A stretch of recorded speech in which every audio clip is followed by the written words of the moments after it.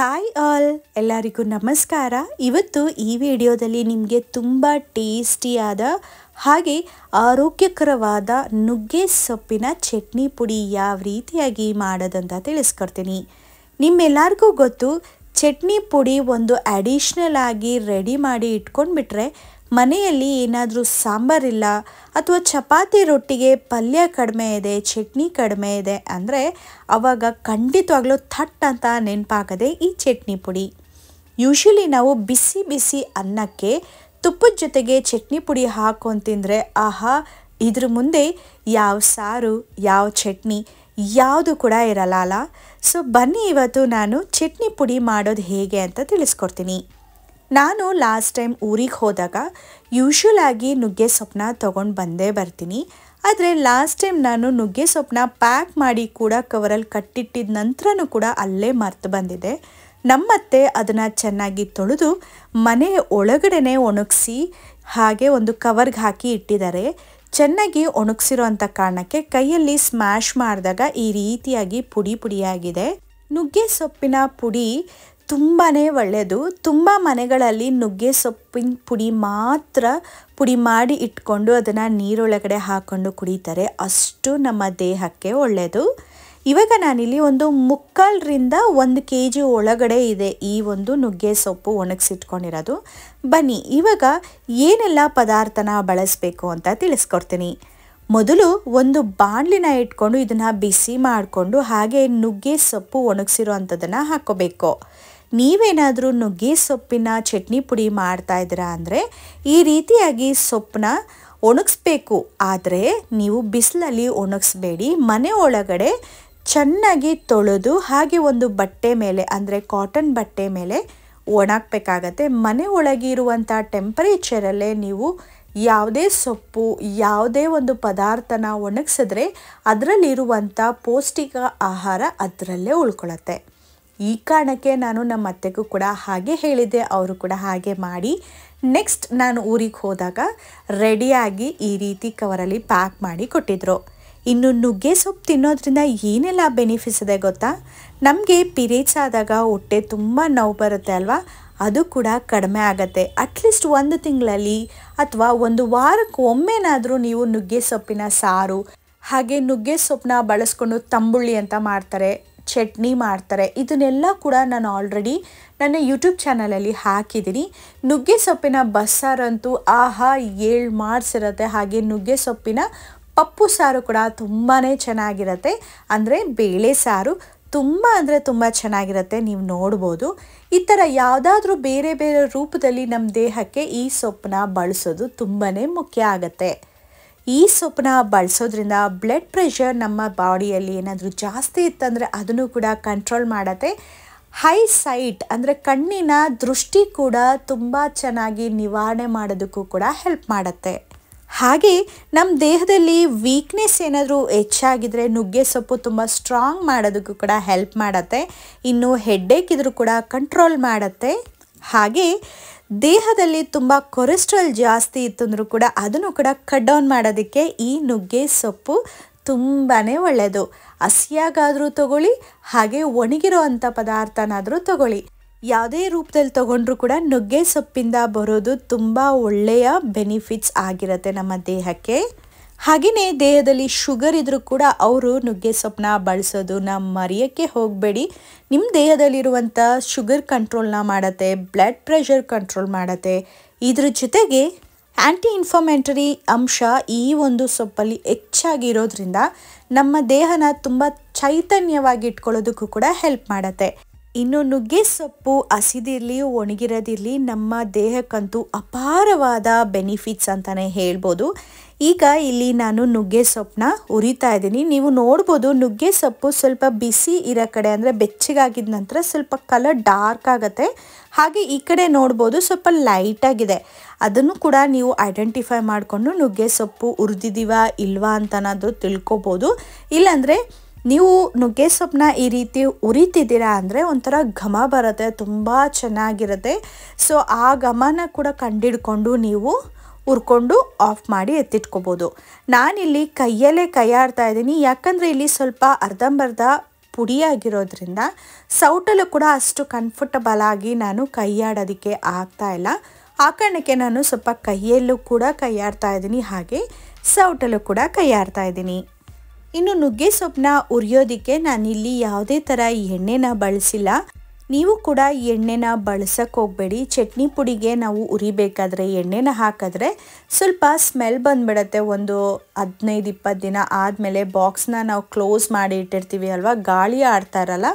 ಆ ಕಾರಣಕ್ಕೆ ಏನಾಗುತ್ತೆ, ಆ ಪುಡಿ ಸ್ವಲ್ಪ ಒಂಥರ ಎಣ್ಣೆ ಸ್ಮೆಲ್ ಬಂದುಬಿಡುತ್ತೆ. ಹಾಗೆಯೇ ಬೂಸ್ ಬಂದುಬಿಡುತ್ತೆ. ನೀವೇನಾದರೂ ದಿನನಿತ್ಯ ಆ ಬಾಟಲ್ ಓಪನ್ ಮಾಡಿ ಅದರಲ್ಲಿರುವಂಥ ಪುಡಿನ ಬಳಸಿಲ್ಲ ಅಂದರೆ ನಿಮಗೆ ಏನಾಗ್ಬಿಡುತ್ತೆ, ಆ ಪೌಡರ್ ಹಾಳಾಗ್ಬಿಡುತ್ತೆ. ಆ ಕಾರಣಕ್ಕೆ ನೀವು ಎಣ್ಣೆನ ಹಾಕದೆ ಉರಿಬೇಕಾಗತ್ತೆ. ನಾನಿಲ್ಲಿ ಎಣ್ಣೆನ ಹಾಕಿಲ್ಲ. ಈಗ ನೀವು ನೋಡ್ತಾ ಇರ್ಬೋದು ಎಷ್ಟು ಕಲರ್ಫುಲ್ ಆಗಿದೆ, ಹಾಗೆ ಆಲ್ಮೋಸ್ಟ್ ಹುರ್ಕೊಂಡಿದ್ದೀನಿ. ಇವಾಗ ಇದನ್ನು ಚೆನ್ನಾಗಿ ಹುರಿದಿದ ನಂತರ ಒಂದು ತಟ್ಟೆಗೆ ಆರಾಕೊಂಡು ಬಿಡ್ತೀನಿ. ಸೊ ಇವಾಗ ಹುರಿದಿದ್ದಾಗಿದೆ. ಸ್ಟವ್ನ ಆಫ್ ಮಾಡಿಬಿಟ್ಟು ಒಂದು ತಟ್ಟೆಗೆ ಆರಾಕೊಂಡು ಬಿಡ್ತೀನಿ.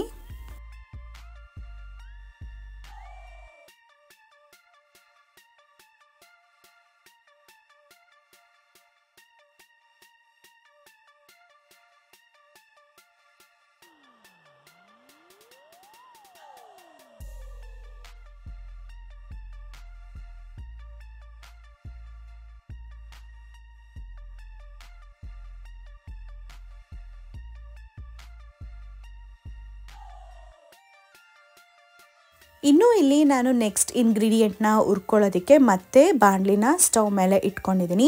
ಹಾಗೆ ಇಲ್ಲಿ ನೋಡ್ತಾ ಇರ್ಬೋದು ಒಂದು 150 ಗ್ರಾಮ್ ಆಗುವಷ್ಟು ನಾನು ಉದ್ದಿನ ಬೇಳೆನ ತಗೋತಾ ಇದ್ದೀನಿ. ಇದೇ ಒಂದು ಕಪ್ ಅಳತೆಯಲ್ಲಿ ನಾನು ಇವಾಗ ಎಲ್ಲ ಇಂಗ್ರೀಡಿಯೆಂಟ್ಸ್ನು ಕೂಡ ಅಳತೆನ ಮಾಡ್ಕೋತೀನಿ.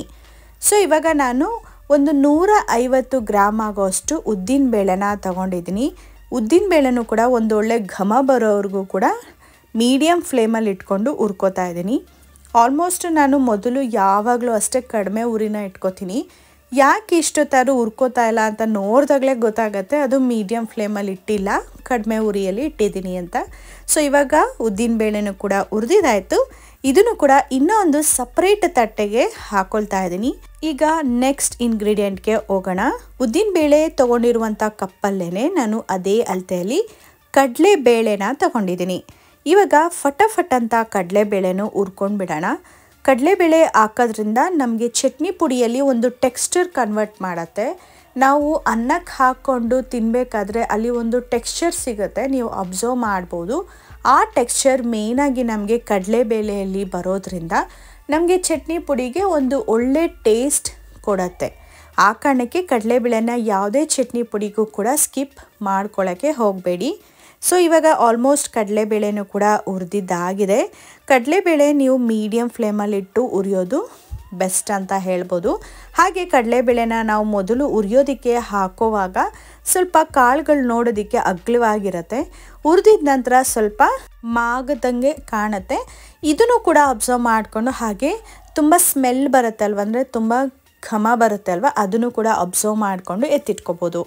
ನೆಕ್ಸ್ಟ್ ಇದೇ ಒಂದು ಬಾಣಲಿಗೆ ನಾನು ಸ್ಟವ್ನ ಹಚ್ಚಿಲ್ಲ.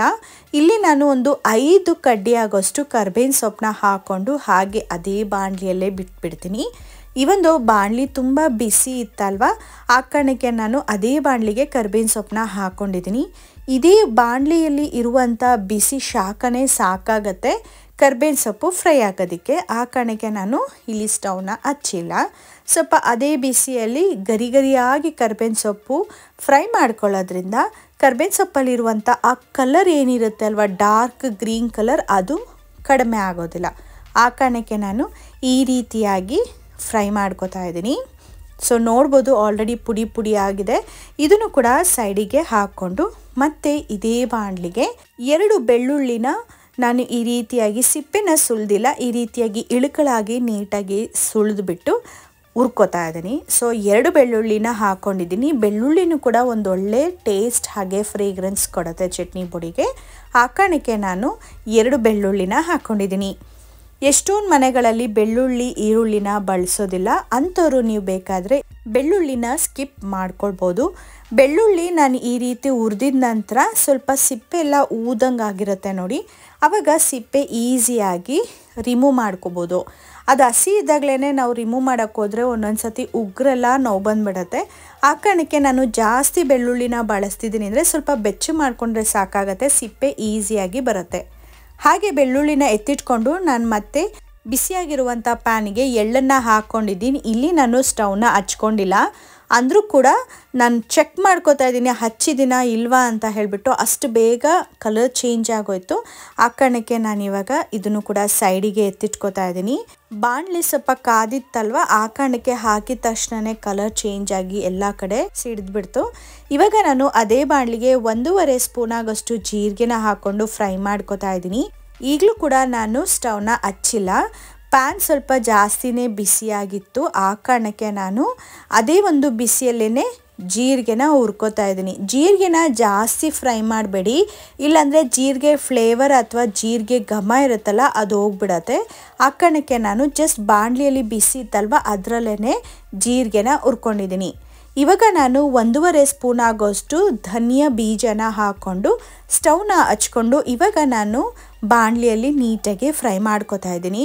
ಧನಿಯಾ ಸ್ವಲ್ಪ ಫ್ರೈ ಆಗಬೇಕು, ಹಾಗೆ ಸ್ವಲ್ಪ ಕಾವು ಕೂಡ ಜಾಸ್ತಿ ಬೇಕಾಗಿರೋದ್ರಿಂದ, ಜೊತೆಗೆ ಬಾಣಲಿ ಕೂಡ ಸ್ವಲ್ಪ ತಣ್ಣಗಾಗಿತ್ತು. ನಾನು ಎಳ್ಳು ಜೀರಿಗೆನ ಹುರ್ಕೊಂಡಿದ್ದೆ ಅಲ್ವಾ ವಿತೌಟ್ ಫೈರ್, ಆ ಕಾರಣಕ್ಕೆ ಬಾಣಲಿನೂ ಕೂಡ ತಣ್ಣಗಾಗಿರುತ್ತೆ. ಜೊತೆಗೆ ನಾವು ಧನಿಯಾನ ಹುರಿಬೇಕಂದ್ರೆ ಸ್ವಲ್ಪ ಉರಿ ಕೂಡ ಬೇಕಾಗತ್ತೆ. ಇನ್ನು ಧನಿಯಾ ಹುರಿಯುವಾಗಲೂ ಕೂಡ ನಿಮಗೆ ಒಂದೊಳ್ಳೆ ಸಾಂಬಾರು ಘಮ ಬರುತ್ತೆ. ಮೇಯ್ನಾಗಿ ನಾವು ಸಾಂಬಾರು ಪುಡಿನ ಮಾಡಬೇಕಂದ್ರೆ ಇದೇ ಒಂದು ಧನಿಯಾ ಬೀಜನೇ ಮುಖ್ಯ ಅಂತಲೇ ಹೇಳ್ಬೋದು.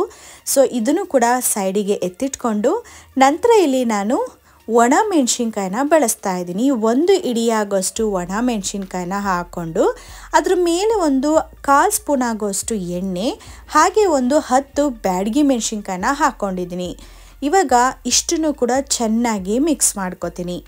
ನಿಮ್ಮನೇಲಿ ಏನಾದರೂ ಬಾಣಂತಿ ಇದ್ದರೆ ಅಥವಾ ಎಳೆ ಮಕ್ಕಳಿದ್ರೆ ಆಲ್ರೆಡಿ ಈ ಸಾಂಬಾರಿಗೆ ಅಂತಲೇ ಖಾರದ ಪುಡಿನ ಮಾಡಿ ಇಟ್ಕೊಂಡಿರ್ತೀರ ಅಲ್ವಾ, ಅದನ್ನೇ ಹಾಕ್ಕೊಳ್ಳಿ. ಆದರೆ ನಾನಿಲ್ಲಿ ಎಷ್ಟೋ ಜನ ಚಟ್ನಿ ಪುಡಿನ ಮಾಡುವಾಗ ಖಾರದ ಪುಡಿ ಏನಾದರೂ ಹಾಕಿಬಿಟ್ರೆ ಅವ್ರಿಗೆ ಒಣಮೆಣ್ಸಿನ್ಕಾಯಿನ ಎಷ್ಟು ಹಾಕೋಬೇಕು ಅಂತ ಹೇಳಿ ಲೆಕ್ಕ ಗೊತ್ತಾಗಲ್ಲ ಅನ್ನೋ ಒಂದು ಉದ್ದೇಶಕ್ಕೆ ನಾನಿವತ್ತು ಒಣಮೆಣ್ಸಿನ್ಕಾಯಿನ ಬಳಸ್ತಾ ಇದ್ದೀನಿ. ಇಲ್ಲ ಅಂದರೆ ನಾನು ಖಾರದ ಪುಡಿನೇ ಯೂಶ್ವಲಾಗಿ ಬಳಸ್ಬಿಡ್ತೀನಿ. ಬರೀ ಬ್ಯಾಡಗಿ ಮೆಣಸಿನ್ಕಾಯಿನ ಮಾತ್ರ ಸ್ವಲ್ಪ ಕಲರ್ಗೆ ಹಾಗೆ ಟೇಸ್ಟ್ಗಿರಲಿ ಅಂತ ಹೇಳಿ ಹುರ್ಕೋತಾ ಇದ್ದೆ. ಇವತ್ತು ನಾನು 3/4 kg ಆಗೋಷ್ಟು ನುಗ್ಗೆ ಸೊಪ್ಪಿಗೆ ನಾನು 1 ಇಡಿ ಆಗೋಷ್ಟು ಖಾರದ ಮೆಣಸಿನ್ಕಾಯಿ ಹಾಗೆ 8ರಿಂದ 10 ಬ್ಯಾಡಗಿ ಮೆಣಸಿನ್ಕಾಯಿನ ಹಾಕ್ಕೊಂಡ್ರೆ ಸಾಕಾಗತ್ತೆ. ಇದಕ್ಕೆ ಆ್ಯಕ್ಚುಲಿ ಬ್ಯಾಡಗಿ ಮೆಣಸಿನ್ಕಾಯಿ ಹಾಕ್ತಿದ್ರು ಕೂಡ ಆಗುತ್ತೆ, ಆದರೆ ಒಂದು ಒಳ್ಳೆ ಟೇಸ್ಟ್ ಕೊಡುತ್ತೆ ಗೊತ್ತಾ ಬ್ಯಾಡಗಿ ಮೆಣಸಿನ್ಕಾಯಿ, ಅದು ಹೇಳಕ್ಕೆ ಬರಲ್ಲ, ಒಂಥರ ಟೇಸ್ಟ್ ಕೊಡುತ್ತೆ. ಅದನ್ನು ಒಗ್ಗರಣೆಗೆ ಹಾಕಿದಾಗ ಅಥವಾ ರುಬ್ಬಿದಾಗ ತುಂಬ ಒಂಥರ ಡಿಫ್ರೆಂಟ್ ಫೀಲಿಂಗ್ ಕೊಡುತ್ತೆ. ಆ ಕಾರಣಕ್ಕೆ ನಾನು ಬ್ಯಾಡಗಿ ಮೆಣಸಿನ್ಕಾಯಿನೂ ಕೂಡ ಹಾಕ್ಕೊಂಡಿದ್ದೀನಿ. ಈ ರೀತಿ ನೀವು ಒಣಮೆಣಸಿನ್ಕಾಯಿನ ಉರಿಬೇಕು ಅಂದಾಗ 2 ಸೌಟ್ ಅಥವಾ 2 ಸ್ಪೂನ್ನ ಇಟ್ಕೊಂಡು ಸಹಾಯದಿಂದ ಆ 2 ಸ್ಪೂನ್ ಸಹಾಯದಿಂದನೇ ಹುರ್ಕೋಬೇಕು, ಆವಾಗಲೇ ನೀಟಾಗಿ ಉರಿಯೋಕ್ಕಾಗೋದು. ಇನ್ನು ಇಲ್ಲಿ ನಾನು 1 ಇಡಿ ಆಗೋಷ್ಟು ನಾನು ತೋರಿಸ್ದೆ ಅಲ್ವಾ, ಅಷ್ಟು ಅಂದರೆ 1 ಇಡಿ ಆಗೋಷ್ಟು ಹುಣಸೆಹಣ್ಣ ತಗೊಂಡು ಈ ರೀತಿ ತವ ಮೇಲೆ ಹಾಕೋತಾ ಇದ್ದೀನಿ. ನಾನಿಲ್ಲಿ ಸ್ಟವ್ನ ಹಚ್ಚಿಲ್ಲ, ಆ ಬಾಣಲಿನೇ ಸ್ವಲ್ಪ ಬಿಸಿ ಇರೋದ್ರಿಂದ ನಾನು ಅದರಲ್ಲೇ ಸ್ವಲ್ಪ ಬಿಸಿ ಮಾಡಿಕೊಂಡೆ. ಸ್ವಲ್ಪ ಸಾಫ್ಟ್ ಆಗಿಬಿಡುತ್ತೆ, ತುಂಬ ಚೆನ್ನಾಗಿ ಸಾಫ್ಟ್ ಆಗಿಬಿಡುತ್ತೆ ಹುಣಸೆಹಣ್ಣು. ಇವಾಗ ಹುಣಸೆಹಣ್ಣು ಕೂಡ ಎತ್ತಿಟ್ಕೊಂಡಿದ್ದೀನಿ. ಹಾಗೆ ಇಲ್ಲಿ 2 ಇಡಿ ಆಗೋಷ್ಟು ಒಣ ಕೊಬ್ಬರಿ ತುರಿನ ಹಾಕೋತಾ ಇದ್ದೀನಿ. ನಿಮ್ಮ ಮನೇಲಿ ಏನಾದರೂ ಕೊಬ್ಬರಿ ಇಲ್ಲ ಅಂದರೆ ಇದ್ರದ್ದು ರೀಪ್ಲೇಸ್ ಆಗಿ ನೀವು 1-2 ಸ್ಪೂನ್ ಆಗೋಷ್ಟು ಹುರ್ಗಡ್ಲೆನ ಹಾಕ್ಕೋಬೋದು. ಇಲ್ಲ ಅಂದರೆ ಹಸಿ ತೆಂಗಿನಕಾಯಿನ ಚೆನ್ನಾಗಿ ಫ್ರೈ ಮಾಡಿ ಕಲರ್ ಚೇಂಜ್ ಆಗೋವರೆಗೂ ಚೆನ್ನಾಗಿ ಫ್ರೈ ಮಾಡಿನೂ ಕೂಡ ಹಾಕ್ಕೋಬೋದು. ಇವಾಗ ನಾನಿಲ್ಲಿ ಒಣ ಕೊಬ್ಬರಿನ ತುರಿದಿಟ್ಕೊಂಡಿರುವಂಥದ್ದನ್ನೇ ಹಾಕ್ಕೊಂಡಿದ್ದೀನಿ. ಫ್ರಿಜ್ಜಲ್ಲಿ ಇಟ್ಕೊಂಡಿದ್ದೆ, ಆ ಕಾರಣಕ್ಕೆ ಸ್ವಲ್ಪ ಎಲ್ಲಾದರೂ ಗಂಟಿದ್ರೆ ಅಂತ ಹೇಳಿಬಿಟ್ಟು ಅದೇ ಒಂದು ಬಾಣಲಿಯಲ್ಲೇ ಈ ರೀತಿಯಾಗಿ ಎಲ್ಲ ಕಡೆ ಗಂಟಿರೋದನ್ನು ಬಿಡಿಸ್ಕೊತಾ ಇದ್ದೀನಿ. ಇನ್ನು ಸ್ಟವ್ ಹಚ್ಕೊಂಡು ಚೆನ್ನಾಗಿ ಉರಿತಾ ಇದ್ದೀನಿ. ಸ್ವಲ್ಪ ಕಲರ್ ಚೇಂಜ್ ಆದರೂ ಕೂಡ ಏನು ತೊಂದರೆ ಇಲ್ಲ, ಚೆನ್ನಾಗಿ ಹುರ್ಕೋಬೇಕಾಗತ್ತೆ. ಕೊಬ್ಬರಿ ಏನಾದರೂ ಹಸಿ ಸ್ಮೆಲ್ ಇದ್ದರೆ ಅಥವಾ ಸ್ವಲ್ಪ ಎಣ್ಣೆ ಸ್ಮೆಲ್ ಇದ್ದರೆ ಏನಾಗತ್ತಂದರೆ ನಾವು ಪುಡಿ ಮಾಡಿ ಒಂದು ಬಾಕ್ಸಲ್ಲಿ ಇಟ್ಟಾಗ ನಾವೇನಾದರೂ ಒಂದು 2-3 ದಿನ ಆ ಲಿಡ್ ಓಪನ್ ಮಾಡಲಿಲ್ಲ, ಯೂಸ್ ಮಾಡಲಿಲ್ಲ ಅಂದರೆ ಒಂಥರ ಕೊಬ್ಬರಿ ಹಾಳಾಗಿರೋ ಸ್ಮೆಲ್ ಬಂದ್ಬಿಡತ್ತೆ. ಆ ಕಾರಣಕ್ಕೆ ಚೆನ್ನಾಗಿ ನಾವು ಈ ಹಂತದಲ್ಲೇ ಹುರ್ಕೋಬೇಕಾಗತ್ತೆ.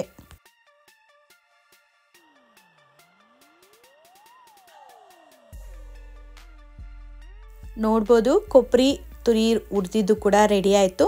ಇವಾಗ ಒಣಮೆಣಸಿನ್ಕಾಯಿ ಇರ್ಬೋದು, ಇನ್ನು ಉದ್ದಿನಬೇಳೆ, ಕಡಲೆಬೇಳೆ, ಕರಿಬೇವಿನ ಸೊಪ್ಪು, ಬೆಳ್ಳುಳ್ಳಿ, ಹಾಗೆ ಎಳ್ಳು, ಜೀರಿಗೆ, ಧನಿಯಾ ಬೀಜ ಇಷ್ಟನ್ನು ಕೂಡ ಹುರಿದು ಒಂದು ತಟ್ಟೆಗೆ ಹಾಕ್ಕೊಂಡಿದ್ದೀನಿ. ಇನ್ನು ಒಣಮೆಣಸಿನ್ಕಾಯಿನ ಒಂದು ಕಡೆ ಹಾಕ್ಕೊಂಡ್ರೆ ಇನ್ನೊಂದು ತಟ್ಟೆಯಲ್ಲಿ ನಾನು ನುಗ್ಗೆ ಸೊಪ್ಪಿನ ಪುಡಿನ ಹಾಕೋತಾ ಇದ್ದೀನಿ. ಇನ್ನೊಂದು ಚಿಕ್ಕ ಬಟ್ಲಲ್ಲಿ ನಾನು ಪಕ್ಕದಲ್ಲಿ ಹುಣಸೆಹಣ್ಣು ಕೂಡ ಎತ್ತಿಟ್ಕೊಂಡಿದ್ದೀನಿ. ಹಾಗೆ ಬಾಣಲಿಯಲ್ಲೇ ಕೊಬ್ಬರಿನೂ ಕೂಡ ಹಾಗೆ ಅದರಲ್ಲೇ ಇದೆ. ಇನ್ನು ಇಲ್ಲಿ ಉಪ್ಪು ಕೂಡ ಎತ್ತಿಟ್ಕೊಂಡು ಬಿಡ್ತೀನಿ. ಇನ್ನು ಉಪ್ಪಿನ ಜೊತೆಗೆ ಇಂಗು. ನಾನಿಲ್ಲಿ ಹೇಗಿದ್ರೂ ಮಿಕ್ಸಿ ಮಾಡ್ಕೋತೀನಿ ಅಂತ ಹೇಳಿಬಿಟ್ಟು ಕಲ್ಲುಪ್ಪನ್ನೇ ಬಳಸ್ಕೊತಾ ಇದ್ದೀನಿ. ಕಲ್ಲುಪ್ಪು ಚಟ್ನಿ ಪುಡಿ ಮಾಡಬೇಕಾದ್ರೆ ಬಳಸೋದು ತುಂಬ ಇಂಪಾರ್ಟೆಂಟ್ ಆಗುತ್ತೆ. ಯಾಕಂದರೆ ನಾವು ಹುಣಸೆಹಣ್ಣ ರುಬ್ಬಬೇಕು ಅಂದರೆ ಸ್ವಲ್ಪ ಕಷ್ಟ, ಪುಡಿ ಪುಡಿಯಾಗಿ ರುಬ್ಬಬೇಕಂದ್ರೆ ತುಂಬಾ ಕಷ್ಟ. ಆ ಕಾರಣಕ್ಕೆ ನಾವು ಕಲ್ಲುಪ್ಪನ್ನ ಬಳಸ್ಕೋಬೇಕು. ಮೊದಲು ಇಲ್ಲಿ ತುಂಬ ಸಾಫ್ಟಾಗಿರುವಂಥ ಹುಣಸೆಹಣ್ಣ ಹಾಕ್ಕೊಂಡಿದ್ದೀನಿ. ಹಾಗೆ ಇದ್ರ ಜೊತೆಗೆ ರುಚಿಗೆ ತಕ್ಕಷ್ಟು ಕಲ್ಲುಪ್ಪನ್ನ ಹಾಕೋತಾ ಇದ್ದೀನಿ. ನಾನಿಲ್ಲಿ ನೋಡ್ಬೋದು ಈ ರೀತಿಯಾಗಿರುವಂಥ ಸ್ಪೂನಲ್ಲಿ 1.5 ಸ್ಪೂನ್ ಆಗೋಷ್ಟು ಉಪ್ಪನ್ನ ಬಳಸ್ಕೊತಾ ಇದ್ದೀನಿ. ಹಾಗೆ 1/4 ಸ್ಪೂನ್ ಆಗೋಷ್ಟು ಹಿಂಗನ್ನ ಹಾಕೋತಾ ಇದ್ದೀನಿ. ಹಿಂಗನ್ನ ಹಾಕೋದ್ರಿಂದ ಡೈಜೆಷನ್ ಪ್ರಾಬ್ಲಮ್ ಇದ್ದರೆ ಇಂಪ್ರೂವ್ ಮಾಡುತ್ತೆ ಅನ್ನೋ ಒಂದು ಕಾರಣಕ್ಕೆ, ಹಾಗೆ ದೇಹಕ್ಕೂ ಕೂಡ ಒಳ್ಳೆಯದು. ಆ ಕಾರಣಕ್ಕೆ ಹಿಂಗು ಕೂಡ ಹಾಕೋತಾ ಇದ್ದೀನಿ. ಒಬ್ಬೊಬ್ಬರಿಗೆ ಹಿಂಗೆ ಇಷ್ಟ ಆಗಲ್ಲ, ಅಂಥವ್ರು ಹಿಂಗನ್ನ ಸ್ಕಿಪ್ ಮಾಡ್ಬೋದು. ಈಗ ಹುಣಸೆಹಣ್ಣು, ಉಪ್ಪು, ಹಿಂಗನ್ನ ಹಾಕಿ ಮೊದಲು ರುಬ್ಕೊಂಡು ಬರ್ತೀನಿ. ನಾನು ನಿಮಗೆ ತೋರಿಸ್ತೀನಿ.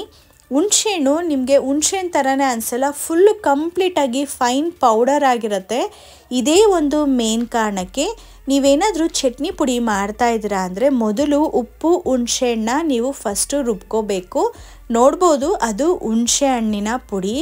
ನಿಮ್ಗೆ ಅನಿಸುತ್ತಾ ಹುಣಸೆಹಣ್ಣು ಆ ರೀತಿಯಾಗಿ ಪುಡಿ ಆಗತ್ತೆ ಅಂತ ಹೇಳಿ? ಖಂಡಿತವಾಗ್ಲೂ ಆಗತ್ತೆ, ಆದರೆ ಕಲ್ಲುಪ್ಪನ್ನ ಹಾಕಿದಾಗ ಮಾತ್ರ.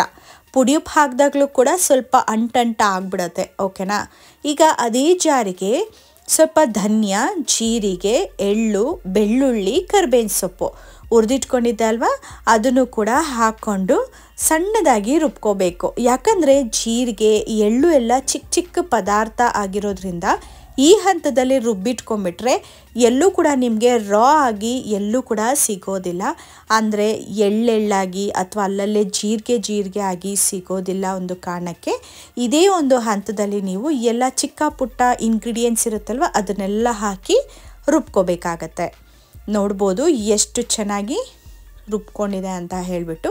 ಅಟ್ಲೀಸ್ಟ್ ತರಿಯಾಗಿದ್ದರೆ ನಾವು ಮತ್ತೊಮ್ಮೆ ಕೊನೆಯದಾಗಿ ರುಬ್ಕೊತೀವಿ ಅಲ್ವಾ, ಆವಾಗ ನುಣ್ಣದಾಗಿ ರುಬ್ಕೋಬೋದು. ಈಗ ನಾನಿಲ್ಲಿ ಉದ್ದಿನಬೇಳೆ ಹಾಗೆ ಕಡಲೆಬೇಳೆನೂ ಕೂಡ ಹುರಿದಿಟ್ಕೊಂಡಿದ್ದೆ ಅಲ್ವಾ, ಅದನ್ನು ಕೂಡ ಎಲ್ಲದನ್ನು ಕೂಡ ಹಾಕಿ ಸಣ್ಣದಾಗಿ ರುಬ್ಬಿಟ್ಕೊತೀನಿ. ಕಡಲೆಬೇಳೆ, ಉದ್ದಿನಬೇಳೆ ಸ್ವಲ್ಪ ದಪ್ಪ ಕಾಳುಗಳಾಗಿರೋದ್ರಿಂದ ನೀವು ಕೊನೆಯದಾಗಿ ರುಬ್ಕೊಂಡ್ರು ಕೂಡ ಪರವಾಗಿಲ್ಲ. ಆದರೆ ಜೀರಿಗೆ, ಎಳ್ಳು ಈ ರೀತಿಯಾಗಿರುವಂಥ ಸಣ್ಣ ಪದಾರ್ಥಗಳನ್ನ ಮೊದಲೇ ರುಬ್ಕೋಬೇಕಾಗತ್ತೆ. ಆವಾಗ ನಾವು ಅದರ ಮೇಲೆ ಹಾಕಿ ಇಂಗ್ರೀಡಿಯೆಂಟ್ಸ್ನ ರುಬ್ಬೋದ್ರಿಂದ ಜೀರಿಗೆ, ಎಳ್ಳು ಎಲ್ಲ ಕಡೆನೂ ಕೂಡ ಸಣ್ಣದಾಗಿ ರುಬ್ಕೊಳ್ಳೋದ್ರಿಂದ ನಮಗೆ ಟೇಸ್ಟ್ ಕೂಡ ತುಂಬಾ ಚೆನ್ನಾಗಿರುತ್ತೆ. ಈಗ ನೀವು ನೋಡ್ತಾ ಇರ್ಬೋದು ಉದ್ದಿನಬೇಳೆ, ಕಡಲೆಬೇಳೆನೂ ಕೂಡ ಹಾಕಿ ರುಬ್ಬಿಟ್ಟಿದ್ದೀನಿ. ಇವಾಗ ಒಂದು ಮಿಕ್ಸಿಂಗ್ ಬೌಲಿಗೆ ಹಾಕ್ಕೊಂಡ್ಬಿಡೋಣ.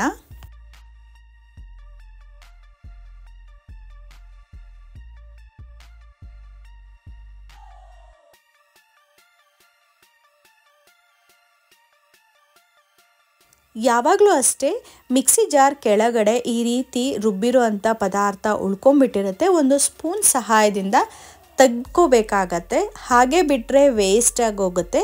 ಪರವಾಗಿಲ್ಲ, ಕೈಯಲ್ಲಿ ಅಥವಾ ಸ್ಪೂನ್ ಸೌಟ್ ಸಹಾಯದಿಂದ ತಗೊಳ್ಳೋದು ತುಂಬಾ ಒಳ್ಳೆಯದು. ವೇಸ್ಟ್ನ ಮಾಡೋಕ್ಕೆ ಹೋಗಬೇಡಿ. ಪ್ರತಿಯೊಂದು ಪದಾರ್ಥನೂ ನಾವು ದುಡ್ಡು ಕೊಟ್ಟು ತರೋದ್ರಿಂದ ಪ್ರತಿಯೊಂದೂ ಕೂಡ ಎಷ್ಟಾಗುತ್ತೋ ಅಷ್ಟು ನೀಟಾಗಿ ತೆಗೆಯೋದು ಇಂಪಾರ್ಟೆಂಟ್ ಆಗುತ್ತೆ. ಈಗ ಇದೇ ಮಿಕ್ಸಿ ಜಾರ್ಗೆ ಒಣಮೆಣಸಿನ್ಕಾಯಿ ಹಾಕಿ ಹುರಿದಿಟ್ಕೊಂಡಿರುವಂಥ ಕೊಬ್ಬರಿ ಇಷ್ಟನ್ನು ಕೂಡ ಹಾಕ್ಕೊಂಡು ರುಬ್ಕೊಂಡಿದ್ದೀನಿ. ನೋಡ್ಬೋದು ಬ್ಯಾಡಗಿ ಮೆಣಸಿನ್ಕಾಯಿ ಹಾಕಿರೋದ್ರಿಂದ ಒಂದು ಒಳ್ಳೆ ಡಾರ್ಕ್ ಕಲರ್ ಬಂದಿದೆ, ತುಂಬ ಚೆನ್ನಾಗಿದೆ, ಘಮ ಘಮ ಅಂತಲೂ ಕೂಡ ಅಂತಾಯಿತು. ಈ ರೀತಿ ಕಲರಾಗಿ ಬಂದ್ರೆ ಅದು ತುಂಬಾ ಚೆನ್ನಾಗಿರುತ್ತೆ.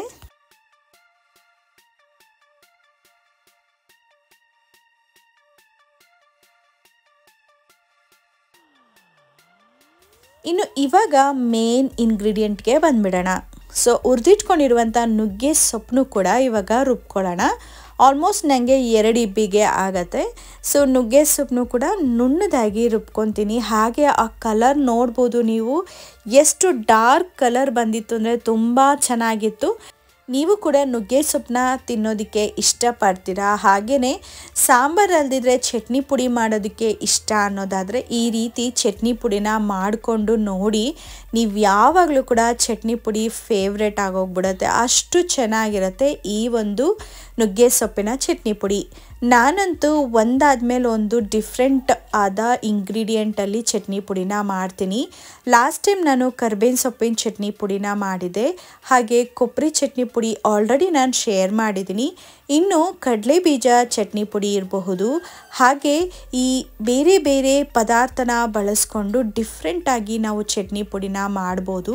ಎಕ್ಸ್ಪೆಷಲಿ ನನಗೆ ಕೊಬ್ಬರಿ ಕಾಯಿ ಹಾಗೆಯೇ ಅಗಸೆ ಬೀಜ ಅಂತ ಬರುತ್ತೆ ಗೊತ್ತಾ, ಇದರಿಂದ ಚಟ್ನಿ ಪುಡಿನ ಮಾಡ್ತಾರೆ, ತುಂಬ ಟೇಸ್ಟಿಯಾಗಿರುತ್ತೆ. ನಾನು ಕೂಡ ಮಾಡ್ತೀನಿ. ಆದರೆ ಒಂದು ಥರದ ಚಟ್ನಿ ಪುಡಿ ಖಾಲಿ ಆದ ನಂತರನೇ ಇನ್ನೊಂದು ಥರದ ಚಟ್ನಿ ಪುಡಿನ ಮಾಡೋದು. ನಾವಿರೋದೇ 3 ಜನ 4 ಜನ ಆಗಿರೋದ್ರಿಂದ ನಾವು ತುಂಬ ವೆರೈಟಿ ಆಗಿರುವಂಥ ಚಟ್ನಿ ಪುಡಿನ ಮಾಡಿಟ್ಕೊಳ್ಳೋದ್ರಲ್ಲಿ ಅರ್ಥನೇ ಇರೋದಿಲ್ಲ. ಒಂದಾದ ನಂತರ ಒಂದನ್ನು ನಾವು ಮಾಡ್ಕೊಂಡು ತಿನ್ನೋದ್ರಿಂದ ಫ್ರೆಶ್ ಆಗೋ ಇರುತ್ತೆ, ಹಾಗೆ ತಿನ್ನೋದಕ್ಕೂ ಕೂಡ ಇಷ್ಟ ಆಗತ್ತೆ. ಇವಾಗ ನಾನು ಎಲ್ಲ ಪದಾರ್ಥನೂ ಕೂಡ ರುಬ್ಬಿ ರೆಡಿ ಮಾಡಿ ಇಟ್ಕೊಂಡಿದ್ದಾಗಿದೆ. ಇವಾಗ ನಾನು ಕೈನ ಬಳಸ್ಕೊಂಡು ಈ ರೀತಿಯಾಗಿ ಮಿಕ್ಸ್ ಮಾಡ್ಕೋತಾ ಇದ್ದೀನಿ. ನಾನು ಬೆಳ್ಳುಳ್ಳಿನ ಹಾಕ್ಕೊಂಡು ರುಬ್ಕೊಂಡಾಗ ಸ್ವಲ್ಪ ಪೇಸ್ಟ್ ರೀತಿಯಲ್ಲಿ ಬಂದಿತ್ತಲ್ವ, ಅದು ಸ್ವಲ್ಪ ಅಲ್ಲಲ್ಲೇ ಹಾಗಾಗಿ ಗಟ್ಟಿಯಾಗಿ ಅಂದರೆ ಸ್ವಲ್ಪ ಸಾಫ್ಟಾಗಿ ಅಲ್ಲಲ್ಲೇ ಸ್ವಲ್ಪ ಗಂಟಾಗಿ ಇತ್ತು. ಅದನ್ನು ಕೂಡ ಸ್ವಲ್ಪ ಬಿಡಿ ಬಿಡಿ ಮಾಡಿಕೊಂಡು ಆ ಒಂದು ಪೌಡರ್ಗೆ ಮಿಕ್ಸ್ ಮಾಡಿಕೊಂಡು ನಂತರ ನಾನು ಇದನ್ನು ಇನ್ನೊಂದು ಸತಿ ಮಿಕ್ಸಿ ಮಾಡ್ಕೋತೀನಿ, ಅಂದರೆ ಇನ್ನೊಂದು ಸತಿ ರುಬ್ಕೋತೀನಿ. ಆವಾಗ ಇನ್ನೂ ಸ್ವಲ್ಪ ಸಣ್ಣದಾಗಿ ಪುಡಿ ಪುಡಿ ಆಗುತ್ತೆ. ನೀವಿಲ್ಲಿ ನೋಡ್ಬೋದು ಅಲ್ಲಲ್ಲೇ ವೈಟಾಗಿ ಕಾಣ್ತಿದೆ ಅಲ್ವಾ, ಅದು ಉದ್ದಿನಬೇಳೆ ಹಾಗೆ ಕಡಲೆಬೇಳೆ ಪುಡಿ. ಅಂದರೆ ತುಂಬ ಫೈನಾಗಿ ಪೌಡರ್ ಆಗಿರಲ್ಲ ನೋಡಿ, ಅಂಥ ಕಾಳುಗಳು ಹಾಗೆ ಇರುತ್ತೆ. ನಾವು ಮೊದಲೇ ಆ ರೀತಿಯಾಗಿ ಮಿಕ್ಸ್ ಮಾಡಿಕೊಂಡ್ರೆ ಮತ್ತೆ ನಾವು ಮಿಕ್ಸಿ ಮಾಡೋ ಅವಶ್ಯಕತೆ ಇರೋದಿಲ್ಲ, ಹೌದು. ಆದರೆ ನಾವು ಈ ರೀತಿ ಮಿಕ್ಸ್ ಮಾಡಿದ ನಂತರ ಮತ್ತೊಮ್ಮೆ ನಾವು ಪೌಡ್ರ್ ಮಾಡ್ಕೊಳ್ಳೋದ್ರಿಂದ ಒಂದೊಳ್ಳೆ ಟೇಸ್ಟ್ ಕೂಡ ಕೊಡುತ್ತೆ, ಹಾಗೆ ಮತ್ತೆ ಮಿಕ್ಸಿ ಮಾಡೋದ್ರಿಂದ ಚೆನ್ನಾಗಿ ಮಿಕ್ಸ್ ಆಗತ್ತೆ, ಹಾಗೆ ಎಲ್ಲ ಕಡೆ ಇಂಗ್ರೀಡಿಯೆಂಟ್ ಹರಡ್ಕೊಳ್ಳುತ್ತೆ. ಈ ಕಾರಣಕ್ಕೆ ನಾನು ಇನ್ನೊಮ್ಮೆ ಮಿಕ್ಸಿ ಮಾಡ್ಕೊಳ್ಳೋದಕ್ಕೆ ಈ ಕೊಬ್ಬರಿ ತುರಿನ ಹುರಿದಿಟ್ಕೊಂಡಿದ್ದೆ ಅಲ್ವಾ, ಅದೇ ಬಾಣಲಿನೇ ಇತ್ತು. ಅದೇ ಬಾಣಲಿಗೆ ನಾನು ಮಾಡಿಟ್ಟಿರುವಂಥ ಚಟ್ನಿ ಪುಡಿನ ಹಾಕ್ಕೊಂಡಿದ್ದೀನಿ. ಇವಾಗ ಆಲ್ರೆಡಿ ನಾನು ಚಟ್ನಿ ಪುಡಿನ ಮಿಕ್ಸ್ ಮಾಡ್ತಾ ಇದ್ದೆ ನೋಡಿ, ಮಿಕ್ಸಿಂಗ್ ಬೌಲರ್, ಅದನ್ನು ಕೂಡ ಇಟ್ಕೋತೀನಿ. ಈಗ ನಾನಿಲ್ಲಿ 1 ಸ್ಪೂನ್ ಆಗೋಷ್ಟು ಬೆಲ್ಲನ ಹಾಕೋತಾ ಇದ್ದೀನಿ. ಇದು ಕಂಪ್ಲೀಟ್ ಆಪ್ಷನಲ್ ಆಗಿರುತ್ತೆ.